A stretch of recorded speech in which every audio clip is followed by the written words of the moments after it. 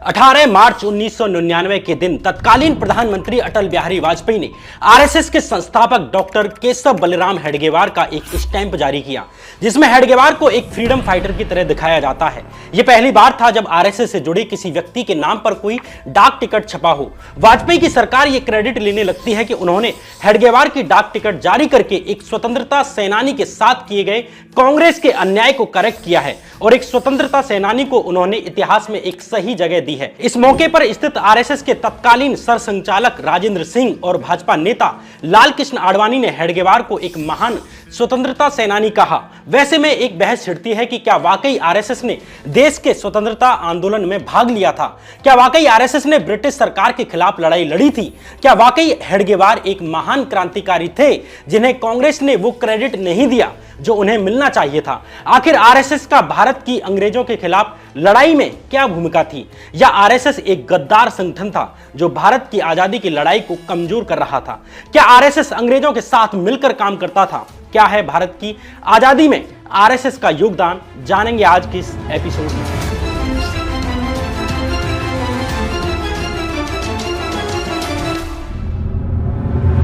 नमस्कार, मैं श्याम मीरा सिंह। साल 1925 में हेडगेवार ने आरएसएस की स्थापना की।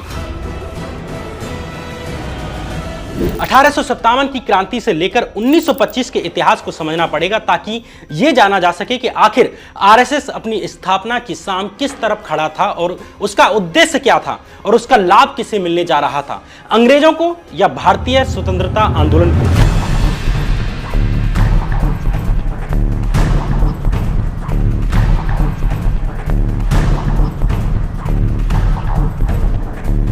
मई 1857 में अंग्रेजी सेना में काम करने वाले मेरठ के भारतीय सैनिकों ने विद्रोह कर दिया और दिल्ली की तरफ कूच करने लगते हैं।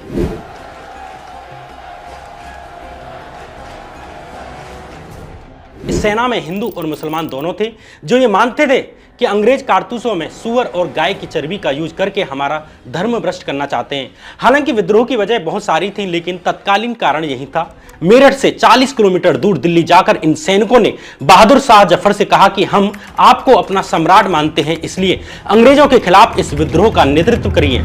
इसके साथ ही 1857 की क्रांति की शुरुआत हो जाती है जो भारत के अलग अलग शहरों में फैल जाती है। लखनऊ में बेगम हजरत महल और ब्रिजेश कादिर ने क्रांति का मोर्चा संभाला। वहीं कानपुर में नाना साहिब, राव साहिब और तात्या टोपे और अजीमुल्ला खान ने मोर्चा संभाला। वैसे ही झांसी में लक्ष्मीबाई और बिहार में कुंवर सिंह और अमर सिंह ने, ऐसे ही राजस्थान में जय दयाल सिंह और हरदयाल सिंह ने मोर्चा संभाला। वहीं फर्रुखाबाद में तुफजल हसन खान ने मोर्चा संभाला और दिल्ली में बहादुर शाह द्वितीय और जनरल बख्त खान ने अंग्रेजों के खिलाफ मोर्चा खोला। भारत के अलग अलग क्षेत्रों में लोगों ने अपनी अपनी जातियां और मजहब भुलाकर मिलकर अंग्रेजों के खिलाफ लड़ने के लिए हथियार उठा लिए। 1857 के इन क्रांतिकारियों ने 4 महीने तक दिल्ली पर कब्जा करके रखा, लेकिन सितंबर 1857 आते आते अंग्रेजों ने बंदूक के दम पर 1857 के इस विद्रोह को दबा दिया और दिल्ली पर अपना नियंत्रण पा लिया। इसके बाद तो अंग्रेजों ने आम लोगों को भी मारना शुरू कर दिया। अकेले दिल्ली के कुचा चेलान में 1400 लोगों को मार डाला गया। 1857 का विद्रोह बाहरी अंग्रेजी शासन के खिलाफ हिंदू और मुसलमानों की सामूहिक लड़ाई का प्रतीक बन जाता है। ईस्ट इंडिया कंपनी जो उस वक्त बंगाल पर आधिपत्य जमा चुकी थी, उसकी बंगाल आर्मी में 65% ब्राह्मण और क्षत्रिय थे, वहीं 35% मुस्लिम और अन्य हिंदू कथित निचली जातियां थीं। इसी आर्मी की मेरठ यूनिट ने अंग्रेजों के खिलाफ विद्रोह कर लड़ाई का झंडा एक मुगल सम्राट बहादुर शाह जफर को सौंपा। एक तरह से 65% अपर कास्ट हिंदू वाली आर्मी ने एक मुस्लिम को अपना नेतृत्व सौंपने में कोई झिझक नहीं की। यह तथ्य शायद उन लोगों को कभी ना पचे जो समझते हैं कि हिंदू और मुसलमान आपस में सिर्फ लड़ते ही रहते थे। यही हिंदू आर्मी बहादुर शाह जफर के आदेश के नीचे बख्त खान के नेतृत्व में अंग्रेजों के खिलाफ हथियारबंद होकर लड़ाई लड़ रही थी। दिल्ली पर कब्जे के बाद अंग्रेजों ने मुस्लिमों को दिल्ली से बाहर करना शुरू कर दिया। 1857 की क्रांति ने अंग्रेजों को एहसास करा दिया कि अगर भारत पर लंबे वक्त तक राज करना है तो इन दोनों समुदायों को आपस में लड़ा कर रखना होगा। इनकी एकता ब्रिटिश सरकार के लिए खतरा थी। साल 1862 में ब्रिटेन सरकार में secretary of state for India sir Charles Wood ने वायसराय लॉर्ड एल्गिन को पत्र लिखते हुए कहा, हमने भारत में एक समुदाय को दूसरे समुदाय के खिलाफ खड़ा करके अपना राज बरकरार रख सके हैं, हमें ऐसा करना जारी रखना चाहिए। चाहिए, इसलिए सभी में एक जैसी भावना उत्पन्न ना हो, इसके लिए आप जो भी कर सकते हैं वो करें। आगे 14 जनवरी 1887 के दिन secretary of state viscount cross ने भारत के गवर्नर जनरल डफरिन को लिखा, हिंदू और मुस्लिम के बीच की धार्मिक खाई हमारे फायदे की है। मैं आपकी इंडियन एजुकेशन और टीचिंग मटेरियल पर बनाई गई कमेटी से अच्छे रिजल्ट की उम्मीद करता हूं। इसी तरह आगे secretary of state for India George Hamilton ने भी भारत के वायसराय कर्जन को लिखा, मुझे लगता है भारत में हमारे राज को असली खतरा भारत में वेस्टर्न आइडियाज का प्रसार और उसे अपनाया जाना है। हमें इस पढ़े लिखे भारतीयों को हिंदू और मुस्लिमों के दो सेक्शन में बांटना चाहिए, इससे हमारी सत्ता मजबूत होगी। हमें ऐसी एजुकेशन टेक्स्ट बुक्स प्लान करनी चाहिए जिससे इन दोनों समुदायों के बीच विभाजन और अधिक बढ़े। इस तरह 1857 की क्रांति के बाद अंग्रेजों ने डिवाइड एंड रूल नीति यानी बांटो और राज करो को अपनाया। इसके बाद धार्मिक आधार पर जितने भी बड़े संगठन बनते हैं उनके पीछे अंग्रेजी थे और यहीं से हिंदुओं और मुसलमानों के बीच नफरत बढ़ती है। 20 जुलाई 1905 के दिन भारत के नए वायसराय लॉर्ड कर्जन ने बंगाल प्रेसिडेंसी का विभाजन कर दिया। लॉर्ड कर्जन ने इसके पीछे कारण बताया कि बंगाल प्रेसिडेंसी का एरिया बहुत बड़ा है, इसलिए इसका प्रशासन चलाना मुश्किल है और इस तरह बंगाल प्रेसिडेंसी को वेस्ट बंगाल जिसमें हिंदू बहुसंख्यक थे और ईस्ट बंगाल जिसमें मुस्लिम बहुसंख्यक थे उनमें बांट दिया। अंग्रेजों द्वारा किए गए इस बंगाल विभाजन को भारत के हिंदू और मुस्लिमों की एकता को तोड़ने के एक अटेम्प्ट की तरह देखा गया। 30 दिसंबर 1906 के दिन कुछ मुस्लिम नेता ईस्ट बंगाल के ढाका शहर में इकट्ठे होते हैं और मुस्लिम लीग नाम के एक संगठन को बनाते हैं जिसका उद्देश्य अंग्रेजों के साथ मिलकर मुस्लिमों के हित के लिए काम करना था। मुस्लिम लीग की देखा देखी ही कुछ दिन के बाद 1907 में यूनाइटेड बंगाल हिंदू मूवमेंट की शुरुआत होती है। इसी साल पंजाब हिंदू महासभा का गठन किया गया। हिंदू महासभा से जुड़े लोग कहीं ना कहीं कांग्रेस से भी जुड़े हुए थे। वहीं 1913 आते आते मुस्लिम लीग के नेताओं ने हिंदू मुस्लिम के बीच के विभाजन को कम करने के लिए प्रयास शुरू कर दिए। इनमें से एक थे मोहम्मद अली जिन्ना मुस्लिम लीग के नेता भी थे और इंडियन नेशनल कांग्रेस के सदस्य भी थे। मुस्लिम लीग ने कांग्रेस से हाथ मिला लिया ताकि अंग्रेजों पर प्रेशर डाला जा सके। जिन्ना के प्रयासों के चलते पहली बार साल 1915 में बॉम्बे में एक साथ सालाना अधिवेशन रखा गया। इसके बाद साल 1916 में लखनऊ में भी मुस्लिम लीग और कांग्रेस के बीच एक पैक्ट होता है जो लखनऊ पैक्ट के नाम से प्रसिद्ध हुआ। लखनऊ पैक्ट के तहत कांग्रेस और मुस्लिम लीग ने मिलकर घोषणा की कि भारत में सेल्फ गवर्नेंस होनी चाहिए यानी स्वराज होना चाहिए और सेंट्रल गवर्नमेंट में मुस्लिम्स को 1/3 प्रतिनिधित्व दिया जाना चाहिए। साथ ही मुस्लिमों के लिए सेपरेट इलेक्टोरेट की बात की गई जो कांग्रेस ने स्वीकार की।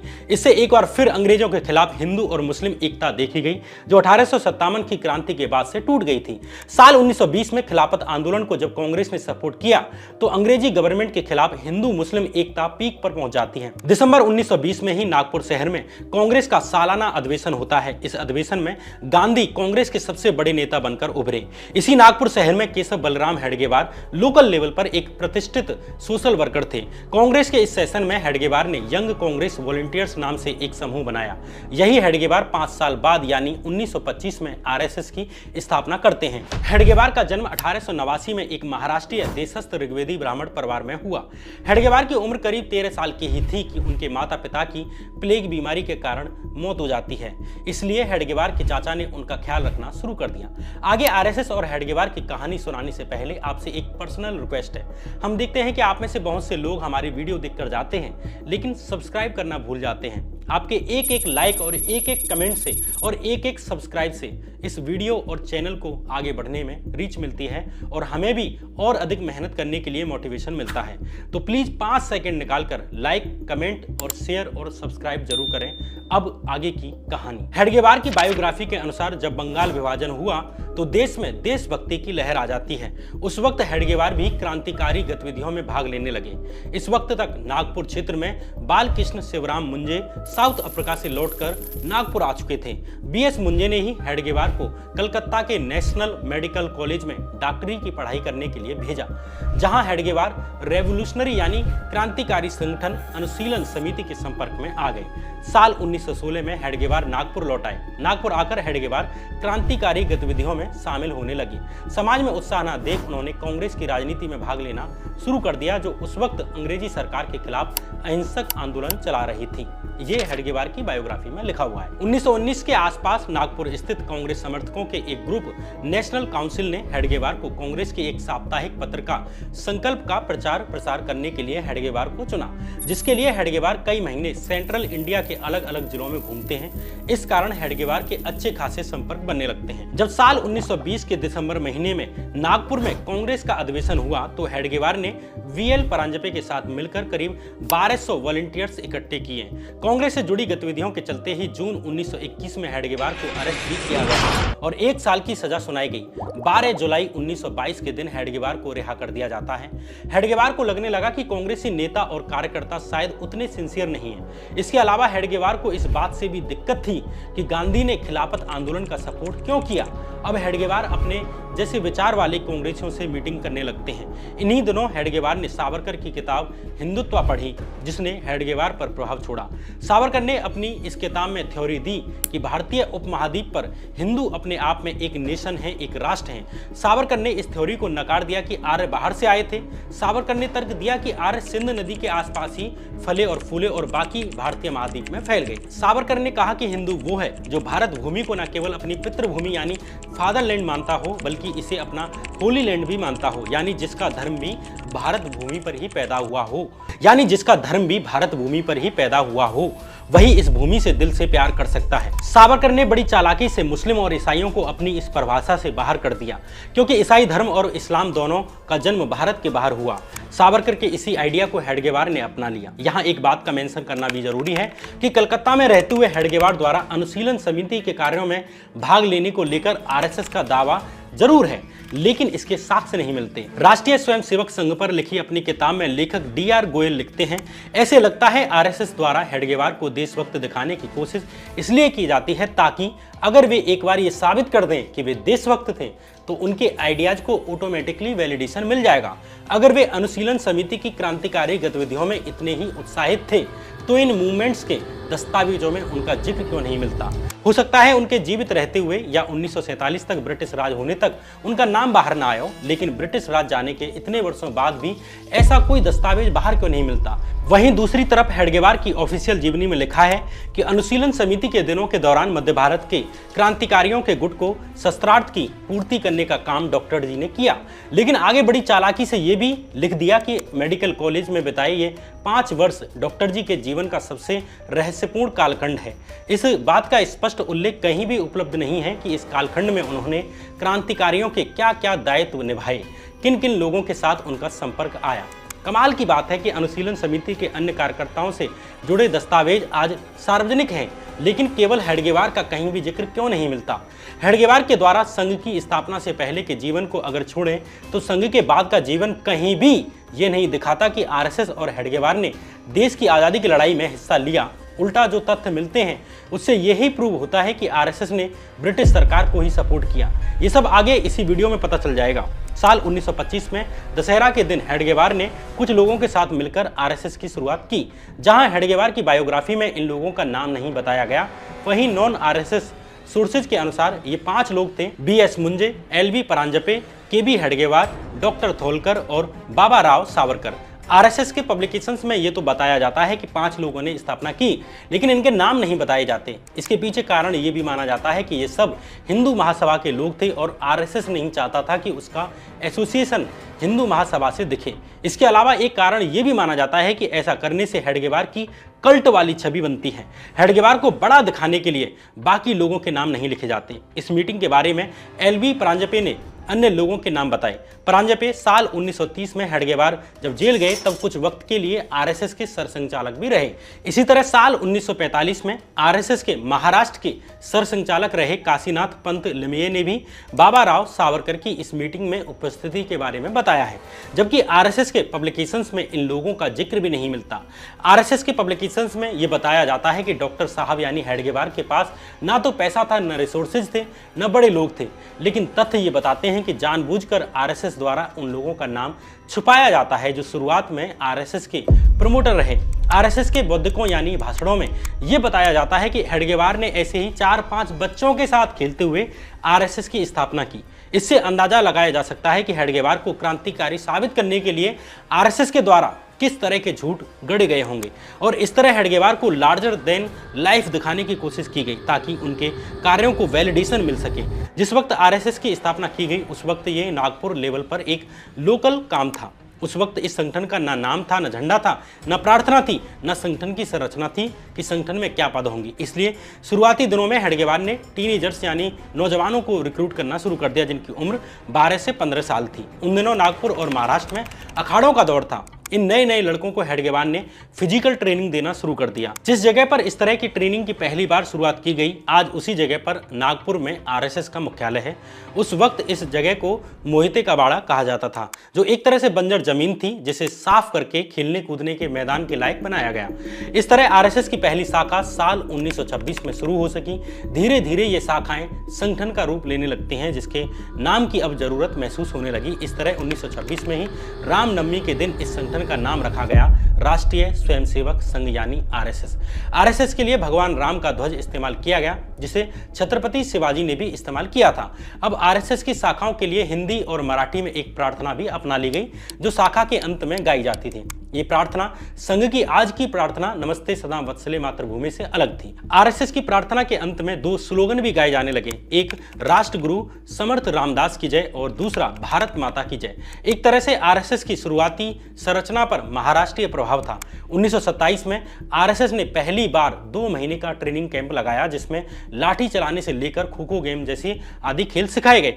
फिजिकल एक्टिविटीज के साथ साथ हर दिन भाषण भी दिए जाते जिन्हें आरएसएस में बौद्धिक कहा जाता है। इन्हीं बौद्धिकों के माध्यम से नौजवानों के मन में भरा जाता कि कैसे गांधी के आंदोलन किसी काम के नहीं है, किस प्रकार मुस्लिम देश विरोधी हैं आदि आदि, जो विचार आज भी आरएसएस के बौद्धिकों में नौजवानों के मन में भरे जाते हैं। चुन चुनकर ऐसे हिंदू राजाओं की प्रशंसा की जाती, उनकी कहानियां सुनाई जाती जिनकी लड़ाई मुस्लिम राजाओं से हुई हो। इसी बहाने मुस्लिमों के खिलाफ नफरत भरी जाती।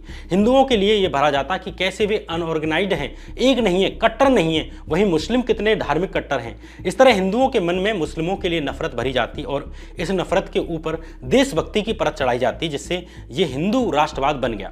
आरएसएस का हिंदू राष्ट्रवाद मुस्लिमों से लड़ने के अलावा और कुछ नहीं था। वहीं गांधी के राष्ट्रवाद में देश का हर व्यक्ति, स्त्री, पुरुष और बच्चे सभी आते थे। गांधी जैसे तैसे जातियों और मजहबों में बटे इस देश को एक एक करके अंग्रेजों के खिलाफ खड़ा कर रहे थे, लेकिन गांधी के आगे आरएसएस और हिंदू महासभा के लोगों ने हिंदू राष्ट्रवाद सामने खड़ा कर दिया। दूसरी तरफ मुस्लिम लीग और जिन्ना जैसे नेता जो हिंदुओं का डर दिखाकर अपने समुदाय को अपने झंडे के नीचे लाना चाहते थे। हिंदू महासभा और आरएसएस हिंदुओं को मुस्लिम लीग का डर दिखाती और मुस्लिम लीग हिंदू बहुसंख्यकों का डर मुसलमानों के मन में भरती। जल्द ही आरएसएस में विंटर कैंप भी लगाए जाने लगे जहां सारा काम स्वयंसेवक खुद करते और साथ रहते। इस तरह हेडगेवार इन नए नौजवानों को अपने लिए कमिटेड बनाने में सफल रहे।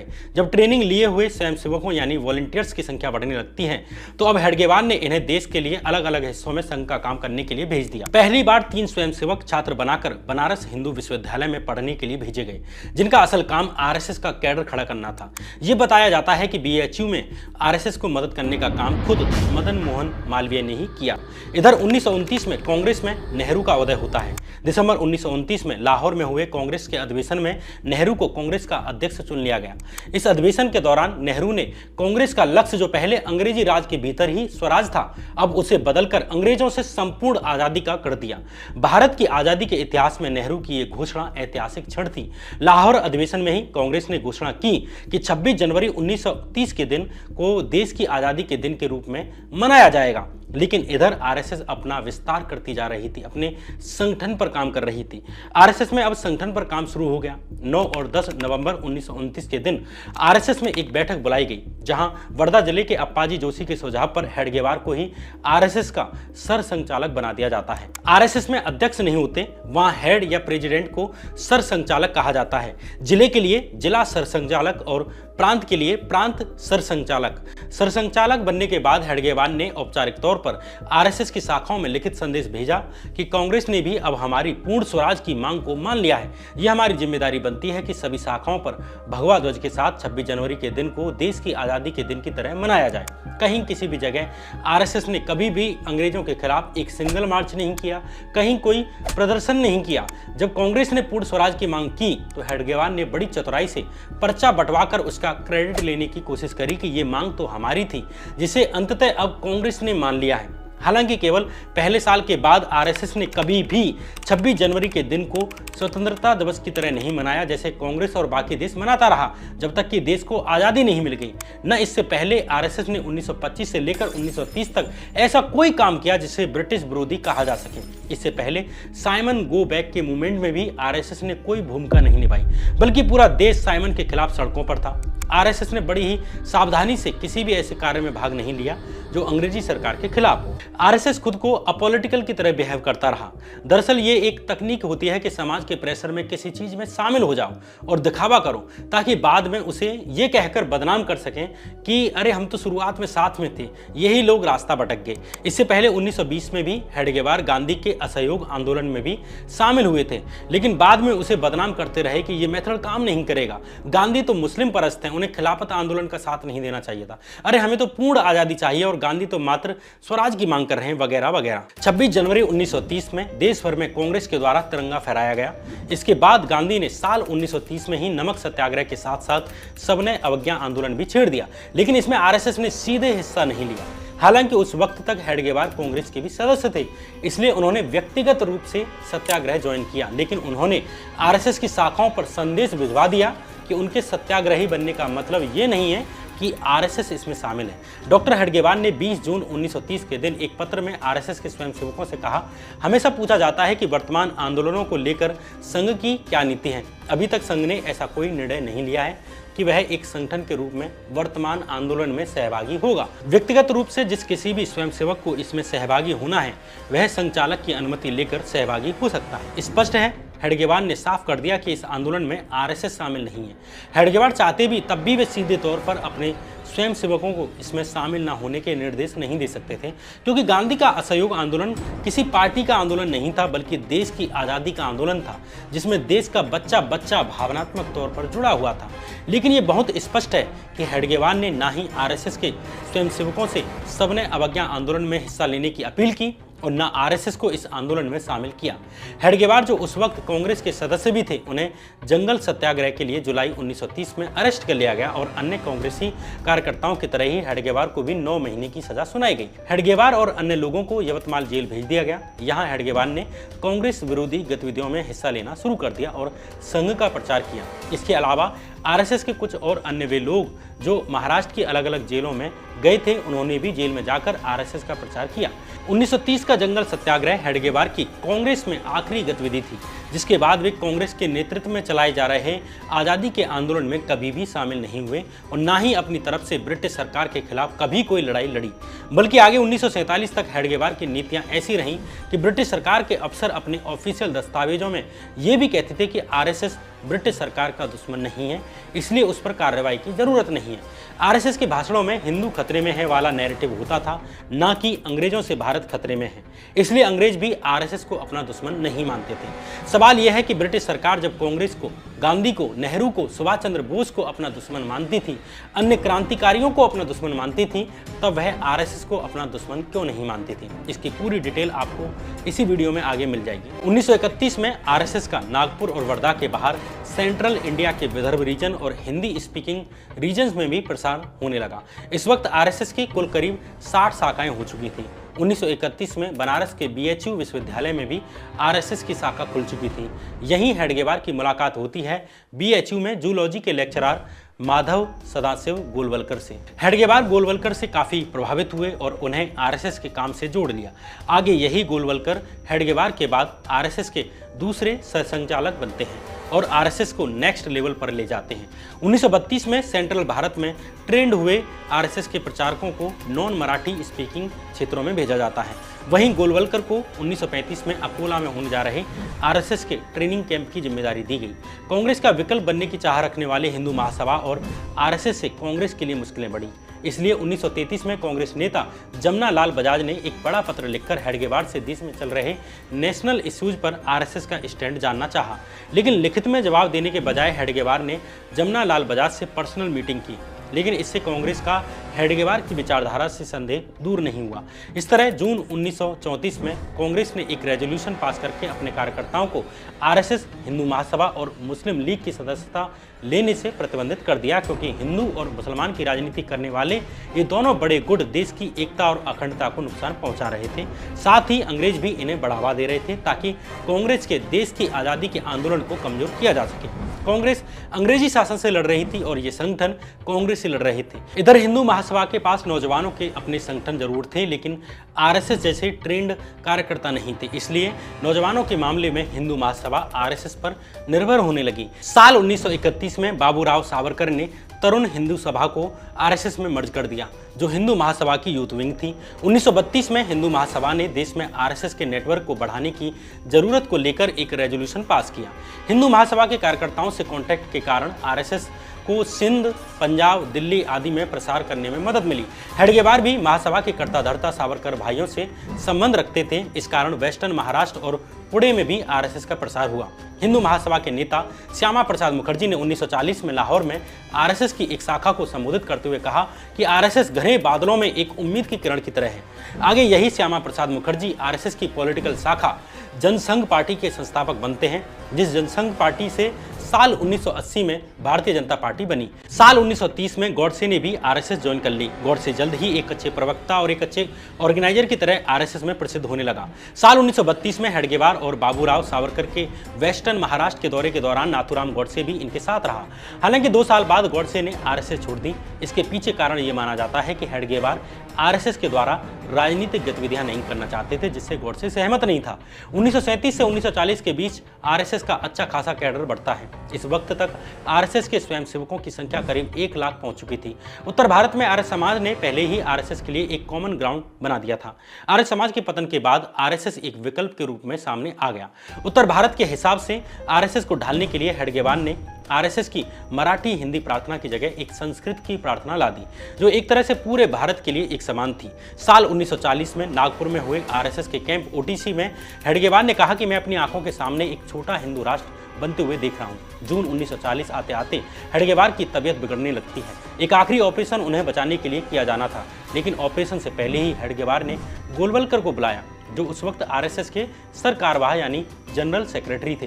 गोलवलकर के हाथों में हेडगेवार ने एक पर्ची थमा दी, जिसमें लिखा था कि मेरे बाद संघ कार्य की जिम्मेदारी तुम्हारे हाथ है। आगे संघ में सरसंघचालक चुनने की यही प्रथा बन गई। वर्तमान सरसंघचालक ही अगले सरसंघचालक का नाम देता है, पर्ची में लिखता है। इसके अगले दिन 21 जून 1940 के दिन हेडगेवार की मौत हो गई और आरएसएस के नए हेड बने गुरु गोलवलकर। जंगल सत्याग्रह में गिरफ्तारी के बाद हेडगेवार सीधे तौर पर ब्रिटिश सरकार के विरुद्ध नहीं रहे। आज़ादी के आंदोलन में मुस्लिमों का साथ लेने के कारण वे कांग्रेस के विरुद्ध रहे। आरएसएस एक हिंदू संगठन के रूप में काम करता रहा, लेकिन ये सच है कि स्वतंत्रता आंदोलन में आरएसएस ने भाग नहीं लिया। इसके लिए बहाना दिया कि वे अपॉलिटिकल हैं। जब आपका देश गुलाम हो, क्रूर अंग्रेज शासक आपके देश के लोगों पर लाठियां तोड़ रहे हों, भगत सिंह जैसे नौजवानों को फांसी पर लटका दिया जा रहा हो, देशवासियों को गोलियों से भून दिया जा रहा हो, तब आप अपॉलिटिकल कैसे रह सकते हैं, ये समझना मुश्किल है। कहीं ना कहीं आरएसएस और हिंदू महासभा और मुस्लिम लीग जैसे संगठनों ने कांग्रेस, नेहरू, पटेल, मौलाना आजाद और गांधी के नेतृत्व में चलाए जा रहे आज़ादी के आंदोलन को कमजोर किया। आरएसएस, हिंदू महासभा और मुस्लिम लीग जैसे संगठनों ने देश को हिंदू मुस्लिम में उलझाकर रखने की कोशिश की, लेकिन उस वक्त हमारे देश के लोग शायद आपस में इतनी नफरत नहीं करते थे। वे असली दुश्मन को पहचानते थे। हेडगेवार की मौत के बाद गोलवलकर का एरा शुरू हुआ, जिसके दौरान भारत छोड़ो आंदोलन से लेकर भारत के संविधान के निर्माण का काम हुआ। भारत छोड़ो आंदोलन में भी आरएसएस ने भाग नहीं लिया। इसके अलावा गांधी की हत्या ने भी गोलवलकर के काल में आरएसएस के इतिहास में कलंकित अध्याय जोड़ दिया, जिसके कारण सरदार पटेल ने आरएसएस पर बैन लगा दिया। देश के संविधान, तिरंगा, स्वतंत्रता को लेकर आरएसएस की राय क्या थी? गांधी की हत्या में आरएसएस का क्या रोल था? सरदार पटेल ने आरएसएस को बैन करते हुए क्या कहा और आरएसएस को आगे बढ़ाने में गोलवलकर की भूमिका क्या थी? इन तमाम सवालों के जवाब टटोलने की कोशिश करेंगे दूसरे एपिसोड में। आरएसएस पर बनाई सीरीज का ये पहला एपिसोड था। दूसरा एपिसोड बहुत जल्द। अब एक सवाल आपसे, आपने आरएसएस के बारे में अब तक क्या क्या सुना था? क्या आप कभी आरएसएस की शाखा में गए? क्या आप कभी आरएसएस के किसी सदस्य से या प्रचारक से मिले हैं और आपको आरएसएस पर हमारी जानकारी कैसी लगी, कमेंट में बताएं। आखिरी में आपसे रिक्वेस्ट है कि अगर इस वीडियो के अंत तक पहुंचे हैं तो कृपया एक सेकंड निकालकर सब्सक्राइब जरूर करें। आपके एक एक लाइक और एक एक कमेंट से और आपके एक एक सब्सक्राइब से इस वीडियो और इस चैनल को बढ़ने में रीच मिलती है और हमें भी मेहनत करने के लिए अधिक मोटिवेशन मिलता है। तो प्लीज़ 5 सेकंड निकालकर लाइक, कमेंट और शेयर करते हुए जरूर जाएं, सब्सक्राइब करते हुए जरूर जाएं। तब तक के लिए बने रहिए इस चैनल पर। नमस्कार।